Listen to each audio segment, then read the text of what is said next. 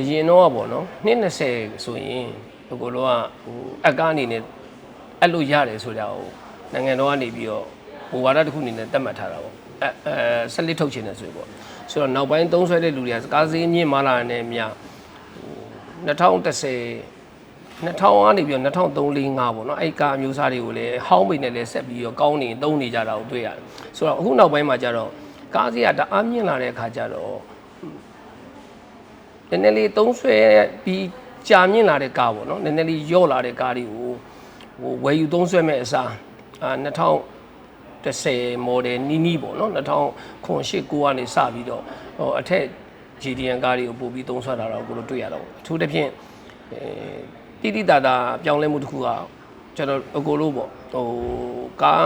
တင်သွင်းကိုဖွင့်လိုက်တဲ့2010မှာ Honda Fit တစ်စီးကစဖွင့်ဝင်ခြင်းမှာ390 80 90လောက်ပဲရှိပြီးရွှေငါးတစ်စီးက300လောက်ရှိတဲ့အချိန်ကဈေးနဲ့ဆိုရင်အခုပြောင်းပြန်ဖြစ်သွားတယ်အခုအချိန်မှာ Honda Fit တစ်စီးက2017 model ဆိုရင်အကိုလိုခံမှန်းကြီးအဖြူအောင်ဆိုရင်900နီးလောက်ဖြစ်ပြီးရွှေငါးတစ်စီးက2001နှစ်ဆိုရင်ကို400 500ဖြစ်ခဲ့တဲ့ကအခုဆိုရင်600ဝန်းကျင်900ဝန်းကျင်အဲ့ဝန်းကျင်လောက်မှာသွားပြီးရက်တည်နေအောင်တွေ့ရဆိုတော့ဒါဘာကိုကြည့်ကြအဖြစ်နေဆိုတော့လူတွေကနိုင်ငံတကာမှာတော့အမြဲတမ်း model မြင့်ကိုပို့ပြီးတော့ဈေးပို့ပြီးသုံးဆွဲလာကြမြန်မာနိုင်ငံမှာ